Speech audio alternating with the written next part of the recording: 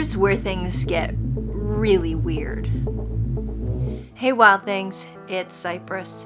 I thought today would have a story time, so pull up a comfy chair and pour a cup of tea or whatever beverage you enjoy. I received this little box from my great-grandmother. That would be my paternal grandfather's mother. And I'm not responsible for the condition it's in. It came to me already quite old with the paper peeling and smelling of age. I'm not certain what its original purpose was, but it's clearly an imitation of the old steamer trunks. I'd guess this was constructed as a toy. It's rather small, and the exterior detail is only suggested by this paper skin. I haven't found any maker's marks on it.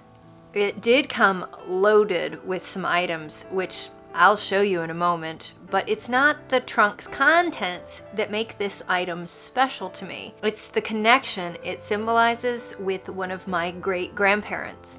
And to understand why that's special, I'll have to tell you the story of this toy chest.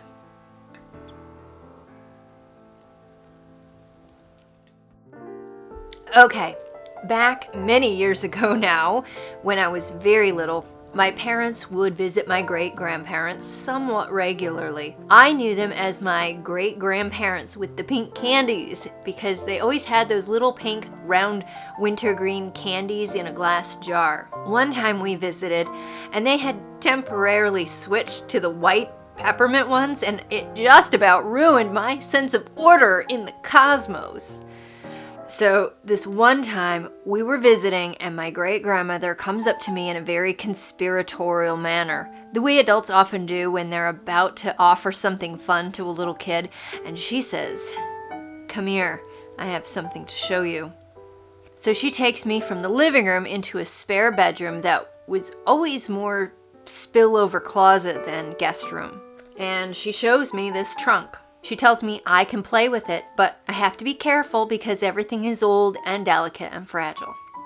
She shows me how it opens and sits there with me as I discover all these little treasures inside. I remember seeing these antique soaps first and gently going through these old Valentine's cards.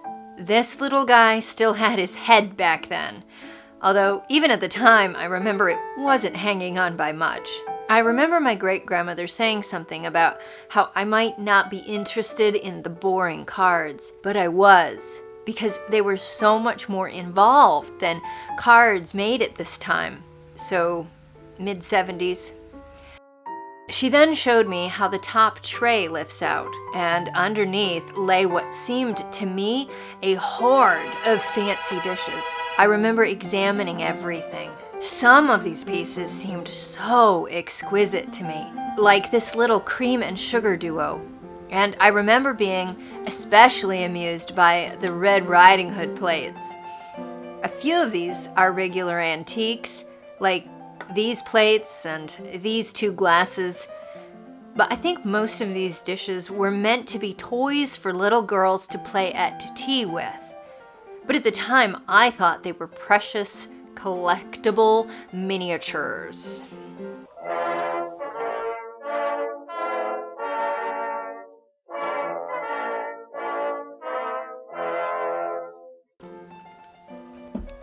As I was examining all the little pieces, my great-grandmother tells me that the trunk and all its contents will be mine when I'm old enough for them. This whole exchange stayed with me, as it seemed to me my great-grandmother was bestowing something special on me. It always felt like an important moment to me.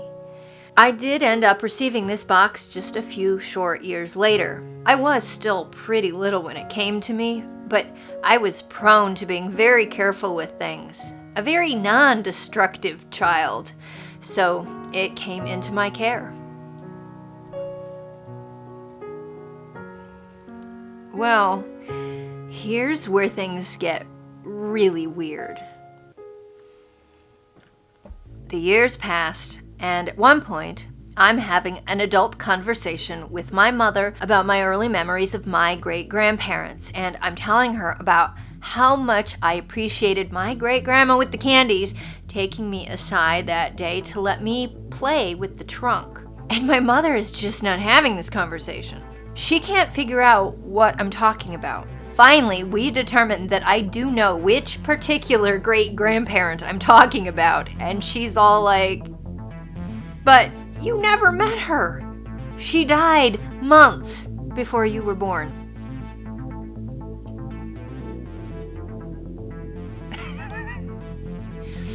So, I have a very clear memory of a moment that is logistically impossible. I guess the question is, has my memory played a trick on me somehow?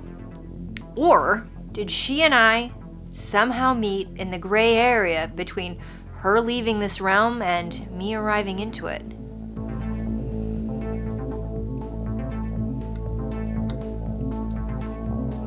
I don't know exactly what happened, but I do remember when I inherited this box.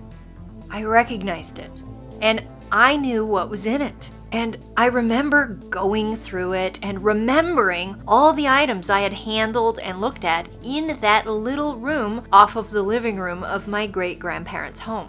I do remember visiting their home as a little kid and wondering where my great-grandmother was, and my mother telling me she'd passed.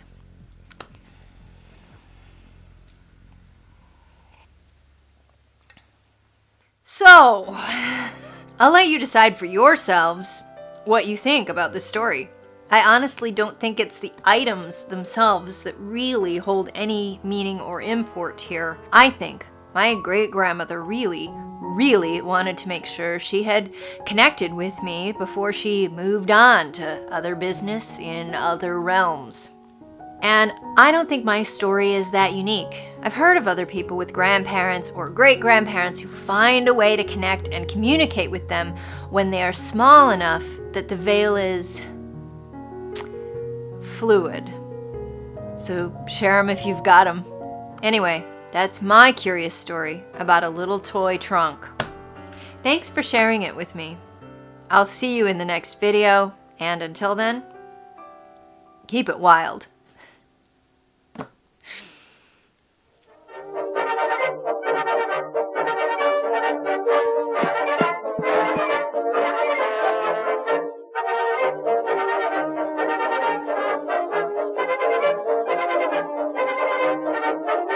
I think my great-grandmother really...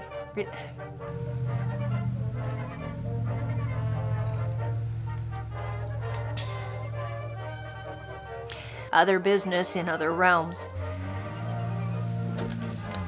In other realms.